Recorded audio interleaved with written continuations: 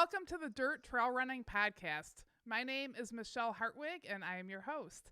I am also race director for many Midwest trail races like Kettle Moraine 100, Hennepin 100, and Midwest States 100. And I am here with my co-host, Crystal the Pistol. Hey, everybody. Hi. And tonight, our guest is Jon Cox. And Jon was signed up for Hennepin 100 and then decided to do it solo. And we're going to learn, I just want to learn more about Jon. He seems like a really interesting guy. I haven't got to know him before. And his experience at his solo run. So thank you, Jon, for coming on the show. Well, thank you very much for having me. It's certainly an honor to be on the podcast, and I'm looking forward to telling you all about how 100 miles on the Hennepin turned into 54 miles on the Hennepin. Well, that's okay. I mean, that's all part of finishing a 100-mile race is not finishing a 100-mile race. Like, that's what makes you better. We had Nicole Bitter on last night, and she talked about how she got to a win at Javelina because she learned from stuff that had happened at other ones. So I think that that's a very important part of running. Yeah, it was definitely a learning experience. I know what not to do next time. A lot of things went really well. So that's like the biggest thing for me is what went right and what went well. And then, the short period of time where things kind of slipped away from me. But I wasn't alone. It was a solo run, but I very much wasn't alone. I had a good crew, and Becca and Emily were with me the whole time, pretty much. Every 5 miles, we used just the regular aid stations. So didn't do it by myself. Yeah. And where are you from? Nashville, Tennessee is where we're at. I'm originally from Northern Indiana, but we all live here in Nashville, Tennessee. Oh, okay. And yeah, so I'm curious, what drew you to the signing up for the Hennepin, and did you have any like big goals for the race? The big goal is to finish. So I wanted to do 2 100s this year, and then my first one got canceled because COVID canceled everything. And then I was looking at a similar race, and I had heard about Hennepin. I really liked it and was kind of thinking of it for the spring anyway, or the fall, sorry. And then when my first race got canceled, I just immediately signed up to come and run the Hennepin. I've actually family lives there in Sterling, so it made it getting there pretty easy and having a place to stay. The course drew me in, being point to point all along the canal. I've heard nothing but good things about the race and the reviews. So the Hennepin community, the aid stations, all being ran by like running clubs or running stores was a big selling point for me. I knew that, when I got to those aid stations, they would be by people that were experienced runners. And sometimes you get to an aid station and God love them, it's a Boy Scout troop. And at 40 miles, you need somebody that's been there before. Yeah. The energy at the aid stations and the amount of work that everybody does. I am so sad for the race not going on and you not getting to experience them. But I'm really interested to hear that you have family in Sterling's. So that's really cool. Yeah, my so I have family lives there. Dr. Coons, they've lived in Sterling for, I don't know, 15 years now. And so it just really worked out well. They're originally from Chicago. They invited us to stay, and they're insisting we come back next year. Oh, good. Bring the crew and do it again. Yeah, had you ever ran on the Hennepin Canal before? No, it never. I saw one picture of it before the race. Well, we got lots of pictures on our website. I had my cousin he's biked on it, so he kind of checked it out and like let me know what was going on. I knew it'd be flat. I didn't know it'd be that flat, quite frankly. There was at one point I could see my crew from like 2 miles away, and that being like running in Tennessee and kind of the Southeast, like, oh, that was a soul breaker right there. Like I can see where they're at, and it's like 2 black dots in the distance, and I just couldn't get there. Like it was demoralizing. Yeah, the actual first 50K of the race is kind of downhill. Well, it's not a lot, but it doesn't go up at all. It only goes down because it's a feeder canal. Yeah. that goes to the actual canal, so the water has to go down. So it just gradually goes a little bit down. But it does get some turns and stuff in the course. So it's not It's like a rails beautiful. to trails. Yeah, it's honestly a beautiful course. I loved running it. It was a great service to run on. It seems really well maintained. I don't know who does that, but it's perfect. It was beautiful. I think if the sun would have been out, it would have been even more beautiful. But the tree lined canal, it's it's great to run on. I love it. Yeah, we work a lot to try to get more maintenance on the canal, actually. Like part of the race, what we do is advocate for the trail and we want it to be better every year, that people come back and do little things, make a Yeah. difference in that. So I'm super happy to hear that you say it was well maintained, because we look at it and wish that there was other stuff that's done sometimes. I honestly think that's the first time I've ever heard anyone say that it was well maintained. No, it really was well maintained. And maybe I'm just, got really spoiled. There weren't any briars to run through. There was no roots to trip over. So Well, I think bikers are really the ones that will complain, because it's a great running surface, but for like if you come on your road bike, it's a little rough for a road Oh. bike, because it's not like smooth, path. It's more like crushed limestone and dirt. Yeah. Dirt's on a lot of it. yeah, it was really fine gravel. It was a great service to run on. Yeah. And so you live in Tennessee. Yes. And so how did your training go? Tell us about that. Well, one of the hard things for me, like training wise, was just finding someplace flat to run. Our usual trail, you'll get 200 to 300 feet of elevation gain in a mile or a couple miles. So finding a flat surface that I could really work on leg turnover and just logging out slow flat miles was really challenging. So I switched mostly to running roads. And there's a greenway that's pretty flat for about 3 miles that I can run on close to my house. So that's what most of my training was. Not running a lot of trails. It was just doing as flat as I could find on the road to run.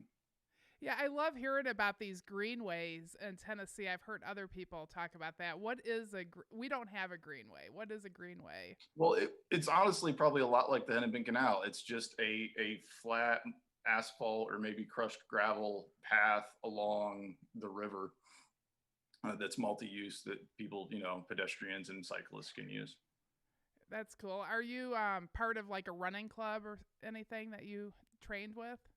Yes, I'm part of a group here in Nashville called NUTS, Nashville Ultra Trail Society. So I run with a lot of great people, and, a lot of friends that run. So that's our main group here in town is Nashville Ultra Trail Society.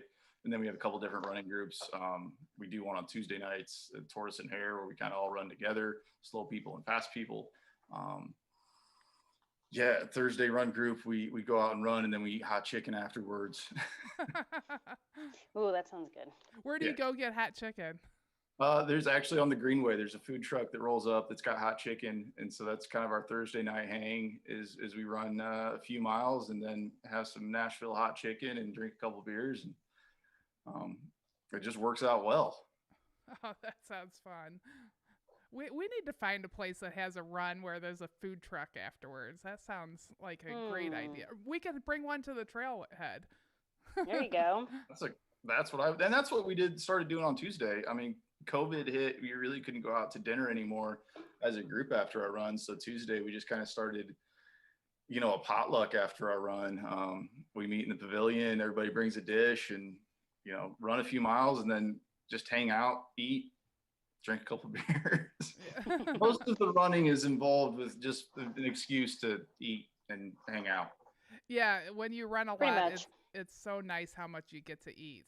Mm-hmm. You need to fuel that body. Yep.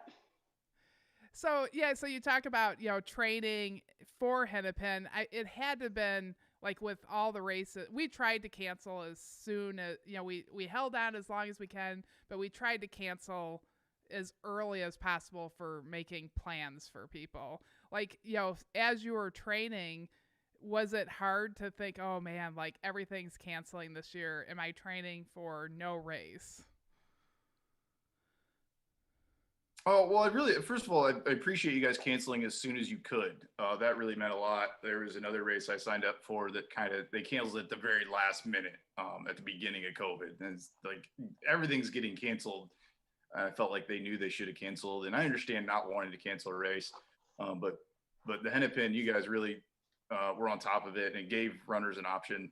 Um, but as soon as I signed up, I really, trained and had faith that the race was going to go on. I didn't sign up for it thinking it was going to get canceled. I signed up for it, fully convinced that everything was going to be all right by then, and I was going to get to run 100. And so that's the direction I took. I took my training seriously. I think when the notice came down that you guys had to cancel, I probably took a week or two off to like figure out what I was going to do. That kind of hit me, but no, I trained like it was going to happen. Just like it was a brand new year and this COVID thing didn't exist. So I was ready. Yeah, well, that's good. And then you took a week or two, and then to decide what you're gonna do, and so then you decided that you would run it virtually. Yeah, and that was we were kicking around some ideas because I really still wanted to run 100. I just didn't know where I was going to do it, and all I had was like really bad ideas. And then I was talking to Becca, and we did our schedule. Her schedule's flexible, my schedule's flexible, and I said, we're just going to go up and we're going to do it on the Hennepin Trail. Like if we're going to run the virtual race, then we're going to go up and I'm going to do it on the Hennepin Canal. So that was kind of the determining factor there. That's great. Yeah, I sure wish that the community could have been there to welcome you, and it would because they all love this canal so much, and it has to make them all very happy that you chose to come and actually, still visit it. I was very happy to be there. Running it on a Monday, you realize that you're probably not going to get some of the support that you typically would on a Saturday. But it's just it was one of those things where it fit better with our schedules, with the races we have going on still, and the training stuff, that we could do it on a Monday in the middle of the week. So the race was supposed to be the first weekend of October. When did you decide to run yours? I had made my attempt on October 26th.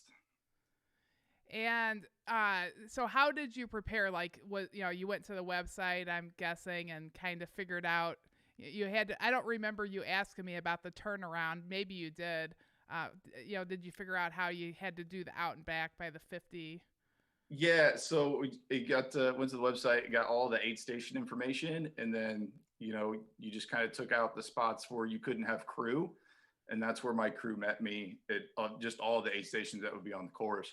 And then I was actually running, and I knew that I had to like take a left at some point, and I kept asking my crew, like, hey, I'm gonna have to turn left. Like I was really worried about it. Like at some point, like I know I'm gonna have to turn left. and it didn't dawn on me to figure that out for myself before I started running. So there were a few moments where I'd come in like, hey, I have to turn left. And it was at like mile 5 or 10. And they're like, no, you don't have to turn left yet. It's fine. Just keep running, it'll tell you. And then, so we found out where to turn, and then made it to the turnaround. They just met me down there and said, all right, well, turn around now, go back the way you came. Okay. And so what did you start at like 7 in the morning? So you went to Mississippi Park and. Mm-hmm. So my cousins they live like a mile from Mississippi Park. They're on the river. So that made it super easy. Got a McDonald's sausage McMuffin for breakfast, which was convenient. And then right down the road. Yeah. Breakfast of ultra running champions, or 54 milers, whatever. And then we started about 7:30. Okay. And so you had your cousins, and Becca was there. Beck was there. Our good friend Emily was there, and my cousin Linda was there. I think Eric was working that morning. He had patients or something. Yeah. So getting to the trail from there, that was probably the most confusing part of the entire course. But did you get confused at all? I mean, it's not very hard, but. No, we got there and pulled up, and I like realized I didn't see it. And so Becca kind of like went out to find where I was supposed to start at. And then we're just like, you just got to go this way and turn down the road. And then, so I had a general idea if I was going, out of the park, but I started running. I found a tunnel under a bridge, and that seemed to be going the right direction. So I just took a left and found myself on the trail and kept on going. Yeah. So that's the right way. Yeah, you head down there and then go. But then there is a couple little ways that you could go once you're on the trail that goes along the river, but you can't get too far off. But that is a part that we definitely have to mark on race day. It's Hmm. not.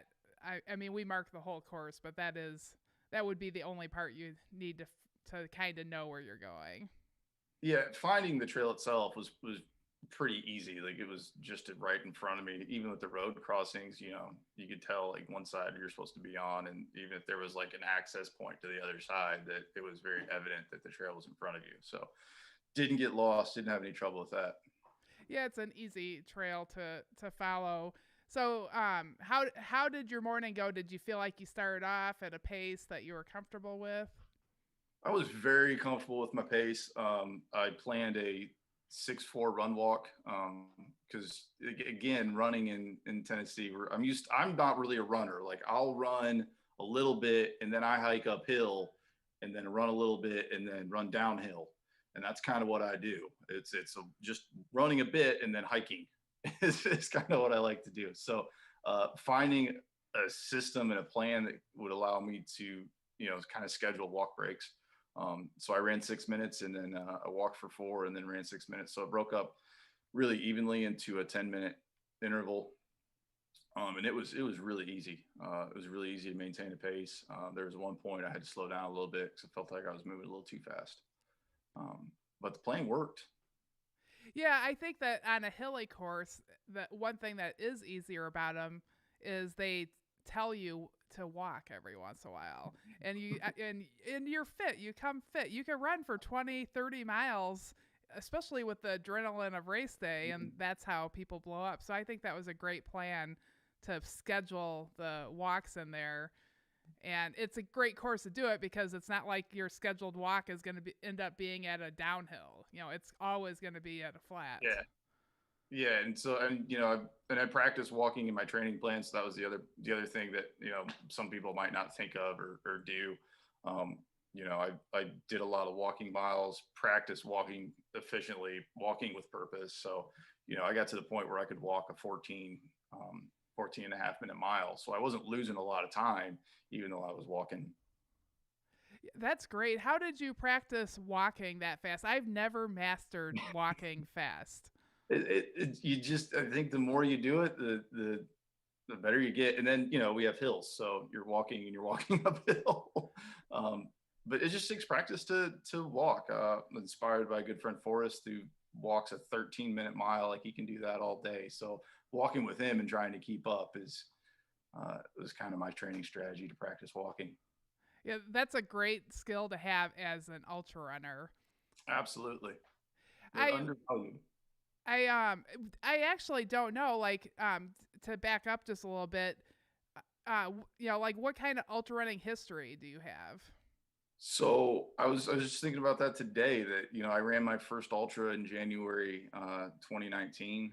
So almost 2 years ago. Not a deep ultra running history, but I'm part of a great Nashville ultra running community. So I'm surrounded by ultra runners that have been ultra runners for a while that have done great distances. I've probably ran a handful of 50Ks. This would have been my second time I've ran 50 miles. So still young, still trying to figure ultra running out, but part of a really great ultra running community that's always there to support me and and support bad ideas that I come up with. That's great. Hmm. That's a sticker that we really need to make. I think I'm gonna do that. Like, like when we get Oh off yeah. off of this, yeah, remind me. I need to make that sticker. Bad ideas. Yeah, because I mean, we're great at giving each other bad ideas, and we all like, yes, sign me up. Yeah. Yeah, it's I don't know how, like, I was talking this past week, is like none of my friends told me it was a bad idea. No, it was not. So, like, what as a runner before? Were you a trail runner and then transitioned? Like, how long have you been running? I ran my first marathon in 2014. And then kind of just ran like a little bit and did a couple half marathons until, a couple of years ago when I moved to Nashville and took up trail running, found the Nashville, trail running community. And I started with a half marathon trail race, and then just I want to run 100 miles, and that's what I'm going to do. It's why I started trail running, because most 100 milers are on trails. And then I just went in, and that was October. I ran my first trail race, and then January I ran my first 50K. I bet you have a lot of great trails by you guys. Do you have a favorite? There's so many. I have two favorite trails. One is kind of our trail. It's called the Murder Mile. It's on Becca's parents' property, and then probably the Red Trail in Percy Warner Park here in Nashville. Road trip, Crystal. Road trip. So Loretta is watching. Make sure you write down where we need to go run a trail so that we remember. Yeah, so I think that there is something about, like, some people are just born an ultra runner. They do their first half marathon. They're like, okay, I want to do 100 miles now. Like, I hear that so often, and I think that's really cool that right away. How do you remember how you first heard about 100-mile races? I think it was either just before I ran my marathon or just after, when I was training for it or whatever. I heard of Leadville, and then I didn't know that was possible. So that was the first kind of 100-miler I heard about.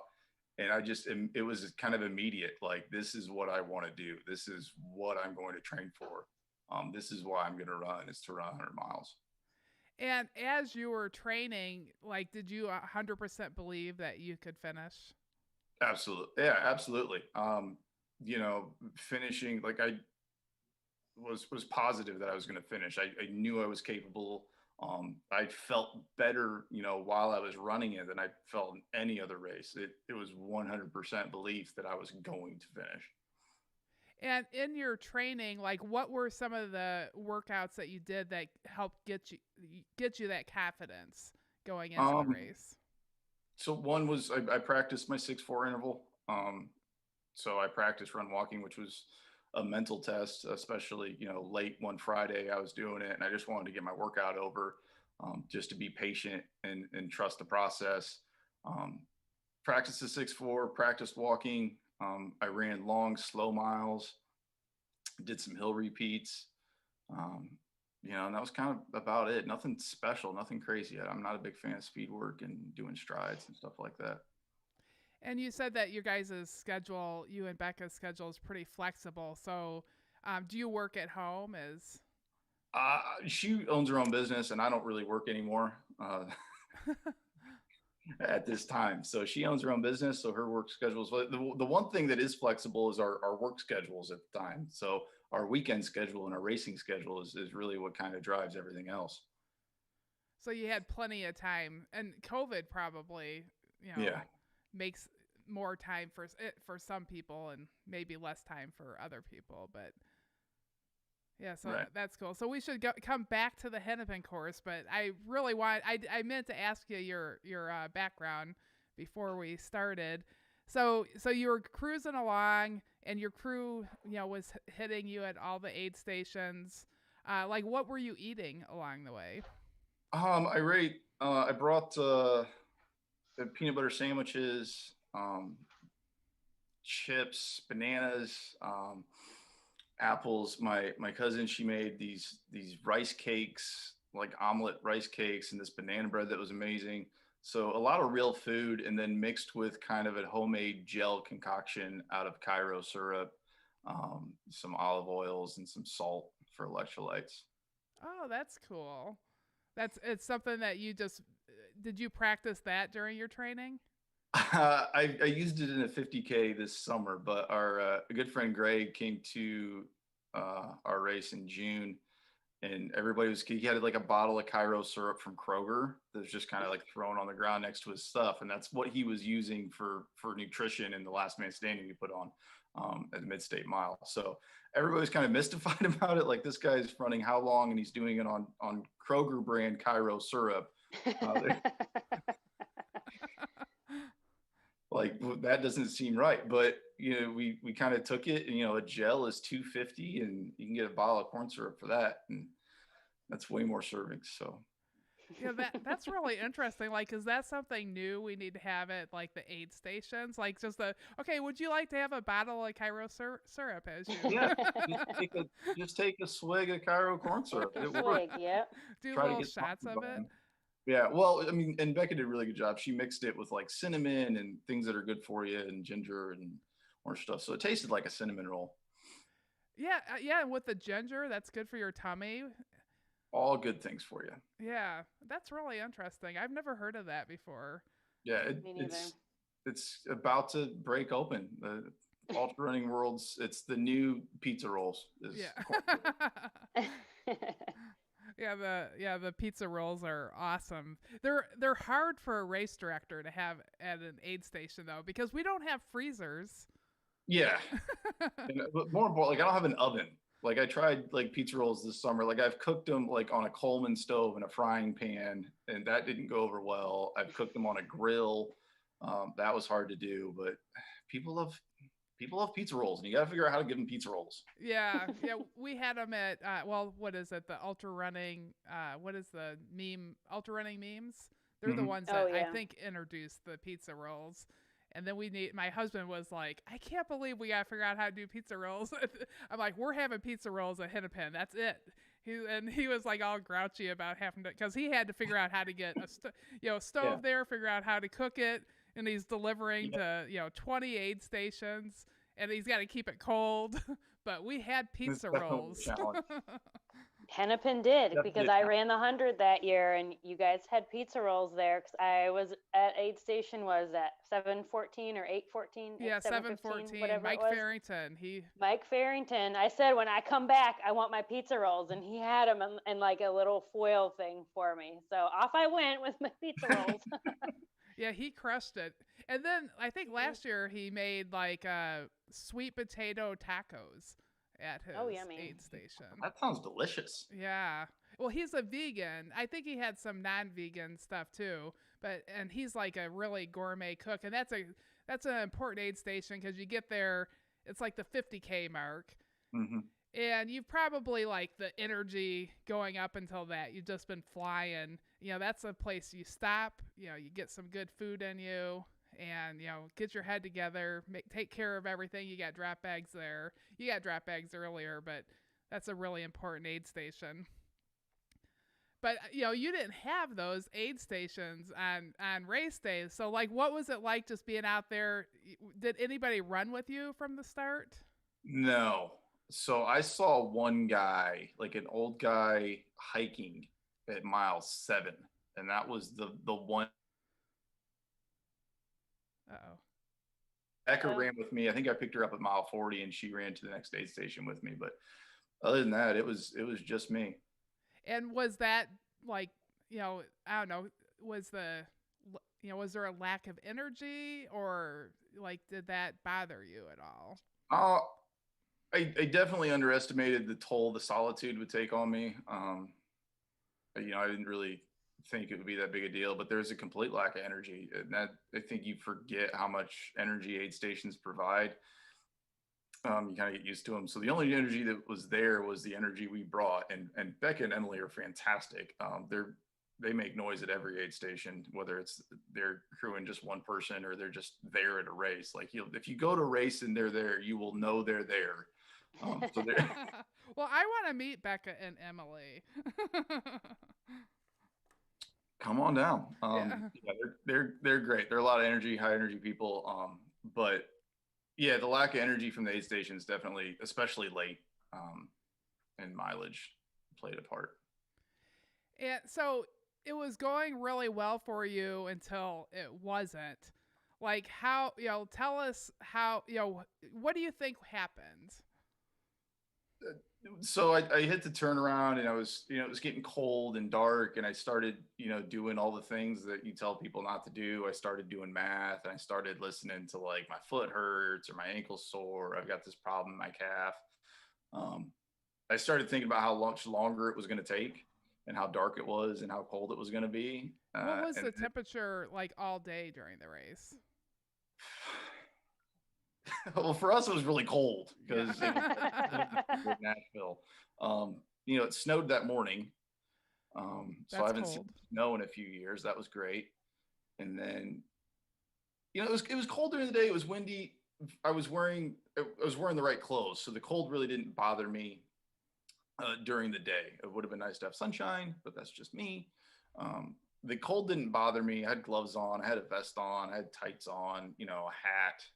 I was plenty warm when I was running, but when it got late and I realized that, started talking myself out of going forward, right? And like, oh well, you're not going to be able to move fast enough to keep warm. And so that was kind of, I knew it was going to drop down to like 26 degrees or something that night, and I kind of wanted to be in a warm bed after a hot shower before that, which was just foolish. Yeah, I think that it's important to remember, like you have to keep reminding yourself that you want to finish this. Yeah. Like that's easy to, I mean, you go there, you do everything, you worked all summer long and, Hmm. getting ready, but I mean, I've done it too. You forget that you wanted to finish this. Yeah, and so I mean, if you read my race report, it was the intervals I missed. I kind of dialed it down to like 11 minutes. Cost me the whole day. I had been telling myself all morning, like since I started, like my watch beeped in the first mile, and I just told myself, you're too close to quit now, and that was kind of what I just kept telling myself every mile I got closer. Like you're too close to the finish to quit. And my motto, my mantra was burn the boats. I want the only way home is through Kelowna. Like we're I want to go home, but this is the only way to get there is to the end of the trail. And all of that just kind of slipped away. You know, I could say that it was a problem in my calf or, this hurt or that hurt, but there wasn't any singular one problem that was debilitating that was going to keep me from finishing except for my mind in that moment. And in that moment, my mind said, hey, buddy, we're not in this anymore. You need to pack it up. And so that's the hard part. And that's the reality is that mentally I didn't have it. Physically, I had it. There's no doubt physically that I was there, but just mentally in those few minutes were enough. So, what do you think that you'll do next time? And are you going to come back and do Hennepin next year? Absolutely. I'll be back for Hennepin next year, 2021. There's a couple of things I need to work on. I need to work out some of those mental miles, running a little bit longer, getting used to the idea of running all the way through the night. And then probably a race, an actual race venue. This was my third time at a self-supported ultra. I've completed one of those self-supported ultras, so I think that's kind of it for me. This is the count is 1-2 in favor of the distance winning. So definitely an actual race venue instead of trying to do it self-supported again. Well, I think it's really cool to do it self-supported. And Crystal and I did the Hennepin 50K self-supported about a month after the race. Mm-hmm. I know how cold and we did it just like the 50K. So we did it at night and it was cold. Like it gets cold at night. And so I totally know what you're going because we did it around the same time of year as you were doing yours. So I can understand. But I do think that it's absolutely extra difficulty doing it solo. Like I think it's really cool that you did 54 miles. Like that's incredible. Thank you. It was a great 54 miles. It was a great day. It was a great experience. I just slipped through my fingers. Again, a great support system and a great team. Yeah. Yeah. Well, thank you to your team. Like that's just amazing. They're pretty awesome. Yeah. Do you have any pets? I don't have any pets now. Oh, okay. Yeah, I was surprised because usually on the podcast, the pets are like going, "Hey, what's going on?" Like coming in. So. No pets. I don't have time for pets. Yeah. We're entirely too busy putting on races and doing our own races and doing training and getting all that in. I'd feel bad if the dog was just at home. And what races do you put on? Oh, so we put on the Mid-State Mile, which is a last man standing event. We held in June on our course. It's a 1.1 mile loop with 340 feet of elevation gain. And we do that in a 20-minute interval. So we went about was it 20, 30 hours this year. And Chad Wright won that. He's actually ran Hennepin, which is Yeah, I recognize that name. just kind of how I heard about it, following him.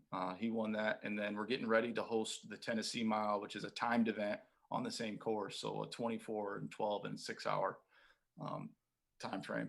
Oh, that sounds cool. So that's in June, and when's the other one? December 5th. So it's coming up. Oh, and are you guys going to be able to have it?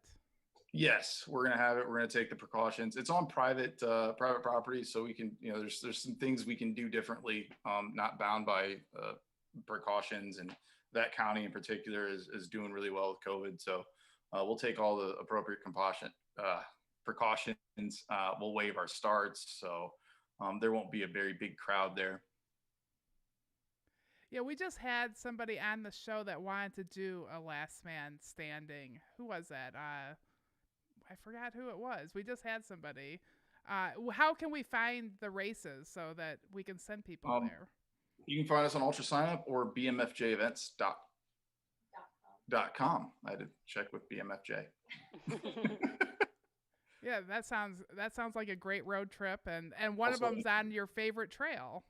Yeah, so both of them, they're the Tennessee Mile and the Mid-State Mile are both on a backyard course. Okay. So it's a challenging loop. And do you train on that on a regular basis?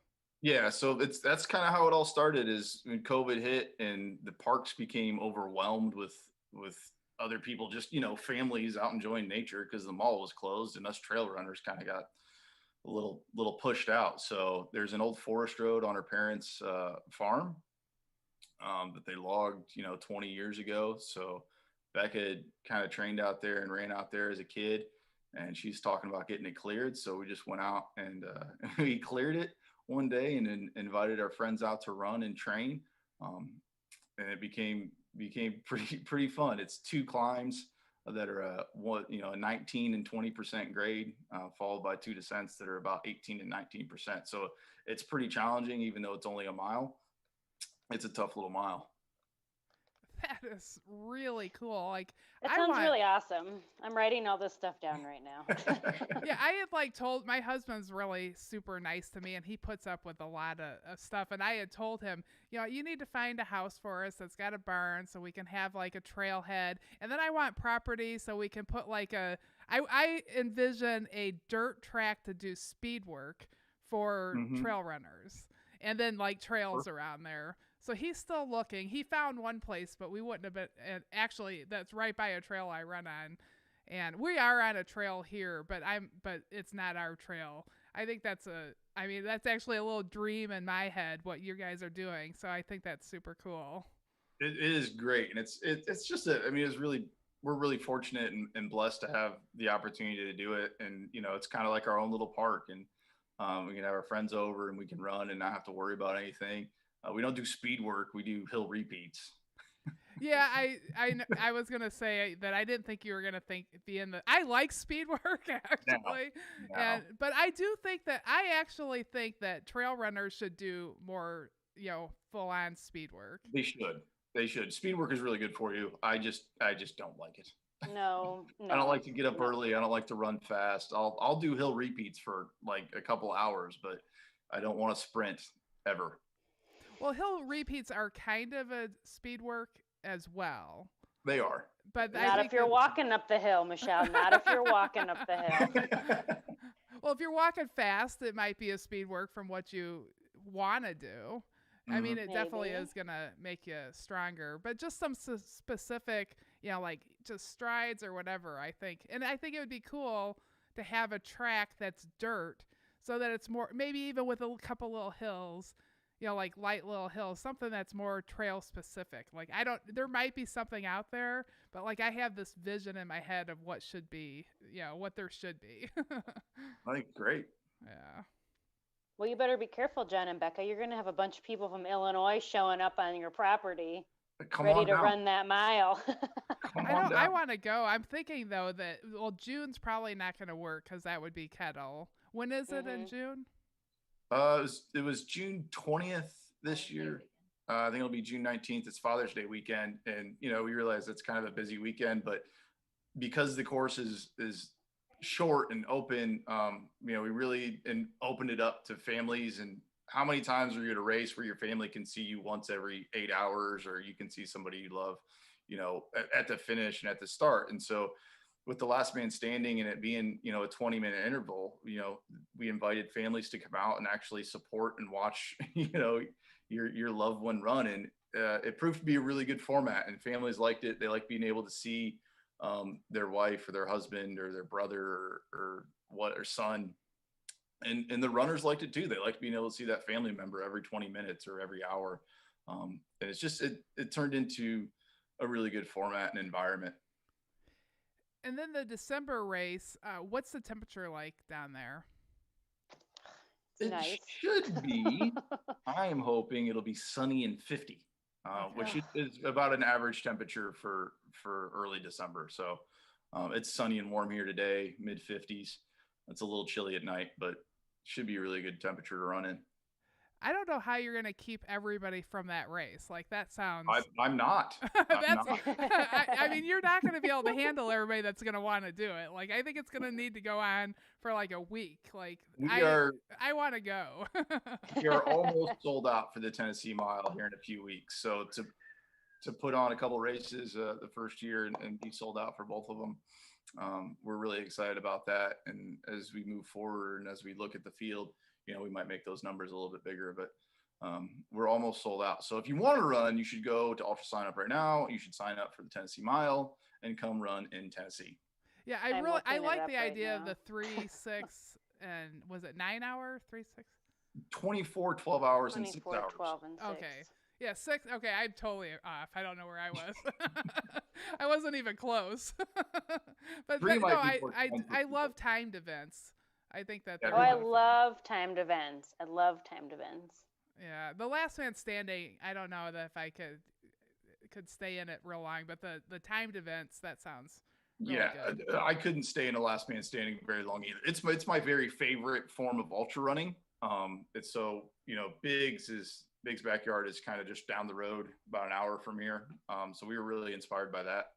But the last man standing is my very favorite format of ultra running. I think it's pure. You don't know how long the race is. You don't know how long it's going to take to win it. I think it's amazing. I would never actually enter one because I think it's really. We have one similar to it, but we have a time limit on ours, and it has. We invented the race, Nuclear Meltdown, but we didn't actually get to have it this year because of COVID. Yeah. And but I do like the format of it, and ours is a rugged trail that nobody can run on. It's it's right by a nuclear plant, and it's like a dirt bike racing. It's crazy.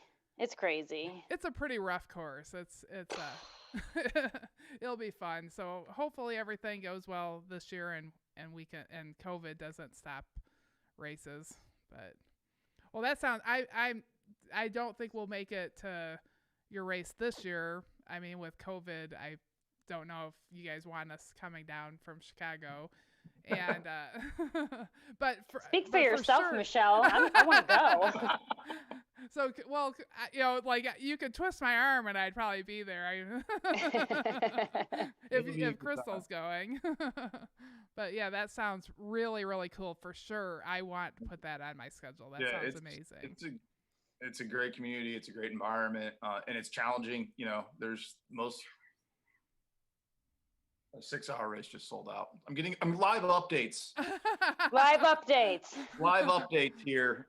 There's only 2 spots left in the 12-hour. Okay, everybody listening, 2 spots left. But so as far as last man standings, most of them are 4.167 miles. Like, Courtney DeWalter on the other day. And that's an hour. So ours is 1.1 mile and you only get 20 minutes. So and then it has the elevation gain on top of it, right? So you've got to climb 2 climbs at a steep grade. It's a blast. It's fun to watch people go, oh. Yeah, that Okay, sounds like a good one rock. just to go cheer and watch go on. It definitely is. Yeah, that sounds good. I've been wanting to go to Tennessee. My husband just said that he would go away with me for a weekend. Maybe I'll have to come. Tennessee's where it's at. What's that? Tennessee is where it's at. Yeah, that's actually where I told him I wanted to go because that's some trail. I've done West a lot, and actually I feel really guilty for doing West a lot because I really think that East has a lot of super cool trails, and everybody thinks West, and so I'm looking. Yeah, I want to explore some Tennessee trails. It's the Beast Coast. It's where it's at.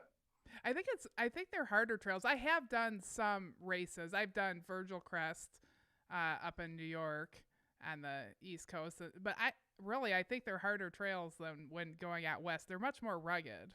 Yeah, way more rugged. Yeah. Well, that's really cool. I didn't know you're a race director. That's awesome. Yeah. Very Co-race cool. director. I like to say that I'm assistant to the race director. So Becca's the race director? We are co-directors, but okay. it's my little barb. Well, thank you for doing that because I know how much work it is, and we really appreciate it. Well, thank you. I mean, it's our way to give back. We're so inspired by races that we get to run and other race directors. You know, we gave race directors a promo code. We said, hey, we appreciate what you guys are doing for the sport. If you're a race director and you want to run, let us know. We'll give you a promo code and knock something off your entry. So it's our way of giving back to the community. It's a thank you from us, is providing a venue for other people to run. Well, that's great. Yeah, well, definitely, totally on my bucket list. I'm thinking 2021 for sure. Perfect. I like it. Well, does Crystal, you want to do the Ornery Mule Stubborn 5? Yeah, hold on. I have to get back to it because I was on Ultra Sign Up looking at that race. So were you one of the ones that it sold out on? No, I didn't sign up. I was just looking at it. I'm going to Florida for Thanksgiving week. I don't know if I can drive there and back and then turn around 2 weeks later and drive to Tennessee and back in a weekend. It's a bit much. All right, we can do the Stubborn 5. So these are just 5 questions that I ask and have some fun with it. So here we go. Share one thing about you that people may not know. One thing about me that people may not know. I've actually done a little bit of my homework. I was thinking about this question earlier today. So one thing that I think people may not know that I don't talk a lot about is kind of my ideal run is I want to be able to be in a run. We've all had those runs where you get finished, right? And you're like, oh, I could run forever that day. I want to just keep going that day. I want to keep going and, make a phone call. Hey, Becca, I'm going to need 2 gallons of water, a ham sandwich, and a couple more crackers. That's kind of like my dream run, is the run that it feels like you can run forever that day and to just keep going to see how far you can run. I like it. You want to Forrest Gump it. I like it. It's a little Forrest Gumpy. It's a lot Forrest Gumpy. Uh-huh. But that's what I want. That's awesome. Oh, hey, I'm here for it. I think you should do it. It's another bad idea. It's not a bad. It is. Yeah, we bad support idea. one another's bad ideas. All right. Question 2 is: what is something in your life that you're looking forward to, be it running or other things? I'm really looking forward to run 100 miles. Still, I'm looking forward to a lot of things. I'm looking forward to the Tennessee Mile next week. I'm looking forward to getting together with my run group on, after the podcast here. But 100 miles, I've been dreaming about it for, it seems like years. I've put in the work. I feel like I had it, and it just slipped through my fingers. So I'm looking forward to checking that one off. You'll get it. You'll get it. Oh, we both said the same thing at the same time. I look forward to handing you your belt buckle. Yes. That and your great. Flannel. Yes. And your Virgin shirt. All the things. All of the things, yes. You'll get them. If I could reach my buckle and put it in the camera for Ah, you for like a little enticing, I no, would, but it's over there. so Becca actually got me a really cool gift for my 100-mile race. She got me a whiskey glass that says ultra rare 100-mile edition with my name on it. That's cool. That's Yeah, it really was good. I cool. mean, it's in the closet because I didn't finish, but I'm looking forward to drinking out of that glass. Yeah, There you you can go. earn it still. Yes. Awesome. All right, question 3 is do you have a hobby besides running and No. drinking whiskey? No. This is it. I run. We do trail work. We do races. I mean, that's every. I think there's one weekend from here to the end of the year that we're not doing a race or something to that effect. So it's it's kind of our life. It's our lifestyle. It's what we love to do, and it takes up most of our time. Nice. I like it. All right. Yes. Question 4 is do you have someone you look up to or an influence in your life? How much more time we got? Because I got a lot of people I look up to. I'll lay them all out. You got time. I look up to Becca a lot and what she can do in the sport, what she gives back, how she approaches ultra running, her mental philosophy, her selflessness for others in the sport. The guys I run with are always influencing me. My parents. It seems like there's always somebody I meet at a race or at a run that you become friends with that you can take a little bit from and be encouraged by and look up to. And everybody's kind of doing this whole ultra running thing, but they're all doing it their own way and they have different approaches that I think you can learn from. Very Nice. good answer. All right. Last question is what is your favorite treat for a job well done? I mean, cold beer and a glass of whiskey, really. Pizza, Reese's Big Cups. Mm-hmm. I feel you on those big cups. Those are good. Those I were don't in the chime in box. unless someone says something about food. Those were in the box. They were in my food box. I didn't get to them. Well, did you eat them afterward? Yeah, I've had quite a few. Okay. Well, that's good. Okay, my daughter gave it to me. So here it is. Yeah, Love looks it. really nice. Love it. Like it. I Come do. and get it. It's fantastic. And then on race day, we put one at all the aid stations. So Oh, if you're that- thinking about stopping, you're like, don't you want to keep running and get to this? Yeah, I do. Yeah. This is going to be yours. You will get this. Not that one. That one's yours. No, well, this one, yes, this one I earned, but you will earn your own. I know it. And Crystal and her daughter Kaylee usually help pass them out. So they may be the ones that hand it to you. Mm-hmm. I'm very much looking forward to it.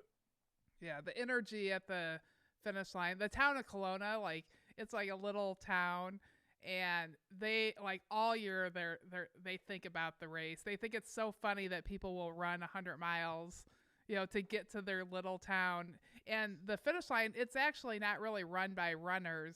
It's run by the town of Kelowna that just loves their trail, and they just can't contain themselves, and Sherry comes up and hugs people, and they're always trying to improve. We finished by the fire station, and there's a really big hill that goes up to the fire station, and you could go up there and take a shower or a nap. And they were feeling so bad for the runners having to go up this giant, you have to walk up this big hill. So they got golf carts the next year, and they give everybody a ride up the hill to the fire station so they could take a shower. So they're just really thoughtful and do things like that. That is great. That's service right there. So that's what you have to look forward to. I think that you were meant to experience that.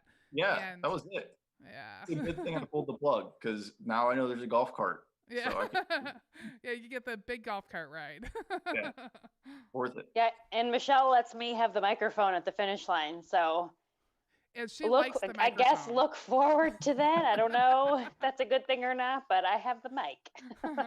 Very much looking forward to it. Well, good.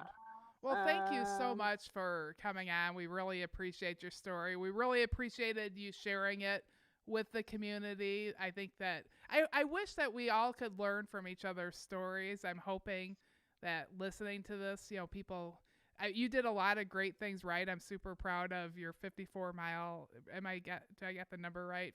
Yeah. 54-mile run, and we look forward to meeting you and Becca and Emily and family. Looking forward to coming back. Yeah. Thank you so much. A lot of things did go right. Unfortunately, a few minutes things didn't go so well, but it was a great experience. Love the trail. Looking forward to running it with all of you guys, being there next year. Well, thank you. Awesome. And I need to thank my son Royal for doing all this technical stuff here, and Coach Loretta for organizing all this for us. So thank you so much, and thank you all the listeners. We really appreciate it. Our views, our downloads are going up really a lot, and we really appreciate. It's very nice. We work really hard on this, and it's really nice that people are listening. And thank you. Yeah, thank you guys.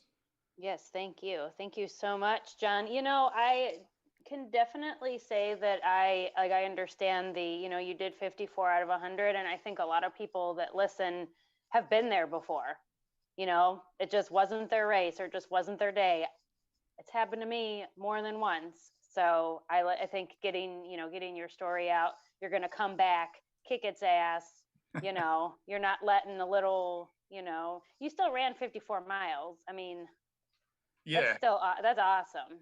So I actually tried it again last Friday. Yeah.